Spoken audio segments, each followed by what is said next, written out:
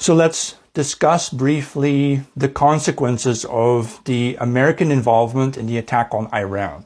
So Iran never attacked the USA, but the USA dropped these bunker busters on top of the Fordo's nuclear power plant. That, from the Iranian perspective, is called a war crime. And that's also why the United Nations and China and other countries have all called out the US aggression. They call the USA a bully, and I don't disagree. This doesn't mean that I support Iran. I don't see Iran as a friend of the West. I'm not for Iran. I'm not for China or Russia. But I want to understand what is going on here. Something that caught my attention was that when Israel used drones inside of Iran to attack missile defense systems in Iran, this happened after Ukraine had done this to Russia as well. That means the Iranian Secret Service and military people, they all knew about this. They knew that this kind of attack was possible and that the Americans and the Israeli were going to do something like this. So why did they allow it to happen? Because it was, in my view, a lure, a decoy. They let the Israelis attack certain targets that the Iranians knew were not of importance to them. Why would they allow the attack then? Why wouldn't they want to stop the attack? Because now Israel is the aggressor and the United Nations cannot deny that. So I think what Iran is doing, it's playing the diplomatic game. It wants to make sure that it has the United Nations and other international bodies on its side, since it did not attack Israel and it did not attack the USA. It was attacked by Israel and the USA. And so Iran has the diplomacy on its side.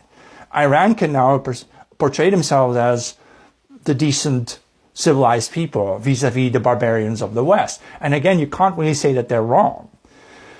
Another thing that I noticed is when the USA just yesterday dropped these bunker busters on top of the Fordo's nuclear power plant, involving itself in a war against Iran, why would Iran allow this? We like to believe perhaps that the Iranian army is totally incompetent. They're a bunch of suckers. They don't know what they're doing. I don't think so. I don't think you would allow B-2 bombers to drop these bombs on any part of your territory at all, unless, again, it's part of your diplomatic strategy to get the world on your side. I do not believe Iran is going to stop fighting this war. I think they're going to close the Strait of Hormuz. That is a piece of water, a waterway through which we have like 20% of the world's oil trade flows through there. They can shut it down. They can close it, right? And that will have severe consequences for Europe. Our gas prices will shoot up because it's a supply route for the gas from Qatar that Europe now depends on, since Europe cut itself off of Russia with the sanctions. So we can't get the Russian gas anymore. We have to buy, or maybe we buy American gas, but that's also going to be at least 8 times as expensive. Also, big Western oil companies that rely on the oil, because it's also Saudi Arabia shipping oil through that lane, the Strait of Hormuz, then US corporations may take a hit, but Iran and China will not.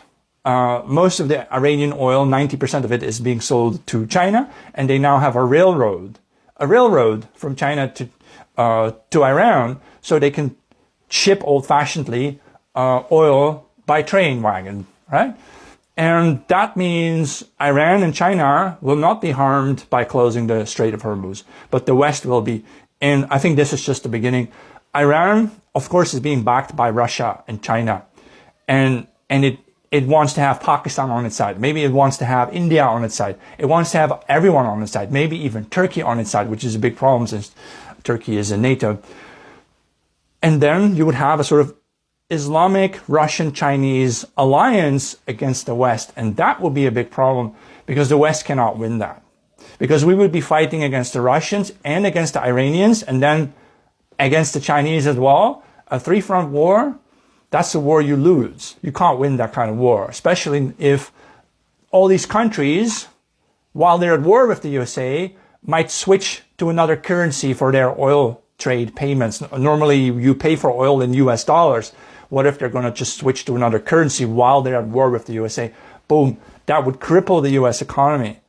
And I think that's what we're headed. Like I said, I'm not for the axis of evil, what you call them, Iran, China, Russia. I want Europe to become, I'm a European, so I want Europe to be sane again, right? To understand the complexities of this matter and focus on our own inner strengths rather than to provoke others into destroying our economies. Otherwise, Europeans will be suffering a very, very cold winter without gas to heat themselves.